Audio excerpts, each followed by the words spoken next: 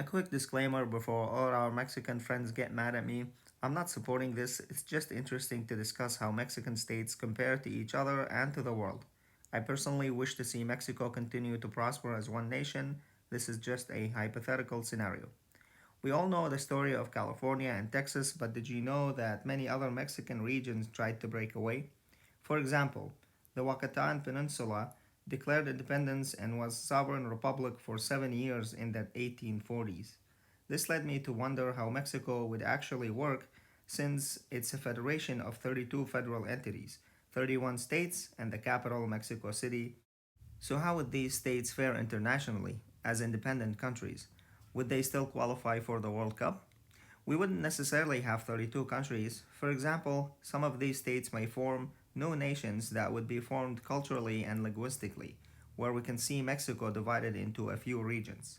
Another way we would see this would be historically, where some republics like Yucatan, Rio Grande, and Sonora may be revived, or maybe divisions that make sense geographically and wouldn't leave these states double landlocked. So, for the sake of the hypothetical video, and to compare these states, let's see how these new countries would do compared to each other and internationally. First, when it comes to the way the new countries would be governed, well, luckily for them, we already have three branches of government for each one, since each state has a governor, a legislator, and courts, so they wouldn't have to make new institutions from scratch. But what about the area of those territories? Mexico is the third largest North American country behind Canada and the United States and ranks at number 13 internationally, with 1.97 million square kilometers behind Saudi Arabia. Chihuahua would be the biggest in size with 247 square kilometers, followed by Sonora with 179 and Coahuila with 151. Surprisingly, those three countries would still come in at numbers 3, 4, and 5 in North America behind Canada and the US, and they would still be ahead of Nicaragua. The smallest ones in area would be Morelos, Tlaxcala, and Mexico City with less than 5,000 square kilometers, which mean they would still be bigger than countries like Kiribati and Bahrain. Something to note, however, is how some of the landlocked and double landlocked states would access the world's ocean, which would require some type of treaty or agreement to make them economically viable. When it comes to flags, many of the states have their own flags, but they're a bit lacking since most of them are a white sheet with the state's coat of arms in the middle. Those cool coats of arms can definitely inspire flags for each state. For example, Jalisco and Tlaxcala use colors from their coat of arms to make their flags. Many countries like Croatia, Spain, Dominica, and Moldova do this beautifully as well. So we can take a page from their book and create these flags for Mexico City and this one for San Luis Potosi. And what about the populations that will live in these countries? Mexico is the 10th most populous country in the world with 126 million people, which is 1.61 of the world's population. So, how would this number be divided amongst the individual states? The number one Mexican state with the most population is a state also named Mexico with 17 million people, which puts it at number 70 internationally ahead of Chad. The second most populated is the capital, Mexico City, which has the same status as a state with 9.2 million, similar to that of Belarus. Jalisco comes at number 3 with 8.3 million people like Sierra Leone. The only states with less than 1 million people are Campeche with 928,000, similar to Fiji, Baja California Sur with 798,000, and Colima with 731,000. I also have to mention that there are many smaller and older languages spoken within Mexico other than Spanish. Most of them are concentrated in central and southern Mexico, and the only one with over a million speakers is Nahuatl, which is the language of the Aztec and the Mexica.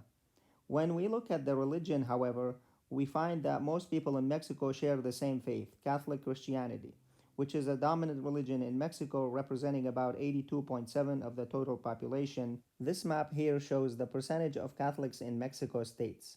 So even though all countries would be Catholic primarily, some of them would be more Catholic than others, which would influence the politics and the societies of these places. Unlike religion, however, economic prosperity varies widely across Mexico, and for the sake of this hypothetical scenario, we'll assume that the numbers stay the same.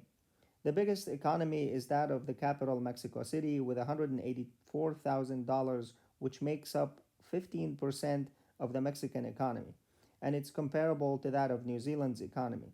The state of Mexico follows at number 2 with $103,000, similar to Slovakia, and then Nuevo Leon ranks number 3 with $92,000, just like Ecuador. But when we look at the bottom of this list, Nayarit and Tajikistan are close, Colima and Mauritania are close, and Tlaxcala has an economy close to that of Guyana. And if we take a look at the Human Development Index, which is reported by the United Nations and takes into account life expectancy, education, income, and other factors, we look at the Mexican states and we find that Mexico City matches Brunei, Baja California matches Costa Rica and Malaysia, Nuevo Leon is close to Serbia at the top 3 on this list. Baja California, Sonora, and Sinaloa are also being considered high development states, and the lowest state on this list is Chiapas, which ranks close to Kyrgyzstan as a medium development region. Regarding the currency, they could come up with one currency for all of them like the European Union, or they could all continue using the Mexican pesos, or they could have their own, which would not be easy at all. And although not always the most accurate measurement, one way to look at the military strength is the size of the army. Mexico currently has 409,000 personnel, 216,000 of those are active members, which put Mexico at number 28 internationally. So some kind of mutual defense agreement can be negotiated between the states or with neighboring countries like the United States. So that is how these states would fare compared to each other and to the world if they were to declare independence, dissolving Mexico, an incredibly unlikely scenario. So with that, what are your thoughts about this video? Apologies if I mispronounced any of the names. Thank you so much for watching and see you next time on Council of Knowledge.